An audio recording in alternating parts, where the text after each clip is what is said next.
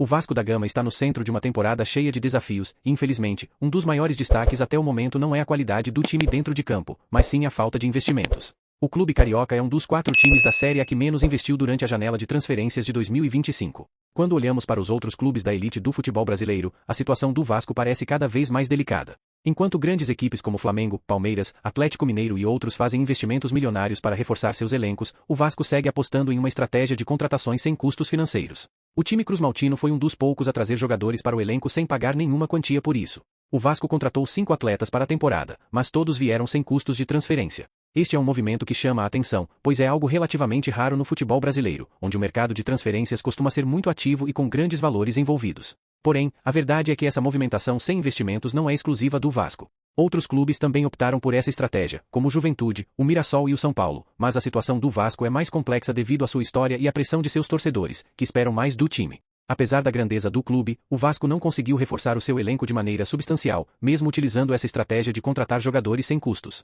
Essa falta de reforços financeiros pode ser vista de duas formas. Por um lado, há quem defenda que é possível montar uma equipe competitiva sem gastar muito dinheiro, apostando em alternativas como jogadores livres no mercado ou empréstimos. No entanto, por outro lado, a ausência de investimentos diretos levanta preocupações, especialmente em um campeonato brasileiro tão competitivo como a Série A, onde os clubes que fazem grandes contratações costumam sair na frente. O cenário no Vasco se torna ainda mais preocupante quando observamos a postura de sua diretoria, liderada por Pedrinho. O clube tem enfrentado dificuldades financeiras e, por consequência, uma limitação no seu poder de investimento. No entanto, a gestão do clube deveria buscar alternativas para fortalecer o elenco com qualidade, mesmo sem fazer grandes gastos. A ideia de contratar sem custos parece ter sido uma tentativa de equilibrar as finanças, mas isso acaba colocando pressão sobre a comissão técnica e os jogadores, que precisam se superar para garantir que o time tenha bons desempenhos. Esse é um reflexo das dificuldades internas que o Vasco enfrenta. O clube vive um momento delicado, onde precisa urgentemente encontrar soluções para se reerguer no cenário nacional. Enquanto alguns clubes conseguem se reforçar com jogadores renomados, o Vasco segue com um elenco que, apesar de ter algumas peças interessantes, não é capaz de competir de igual para igual com os gigantes da Série A.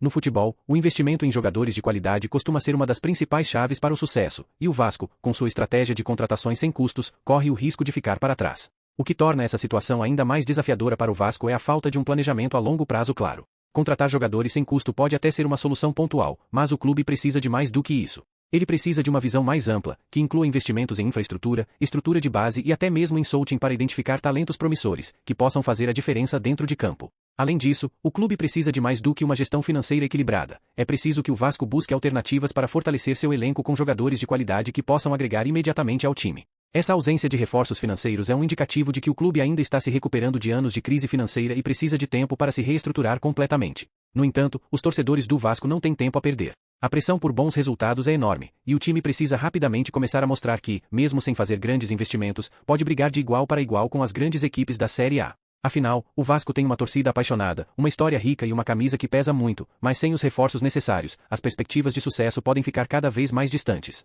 A comissão técnica e os diretores do clube sabem da responsabilidade que tem pela frente. A temporada de 2025 será um grande teste para o Vasco e seu elenco, que, apesar das limitações financeiras, precisa se reinventar para continuar competitivo.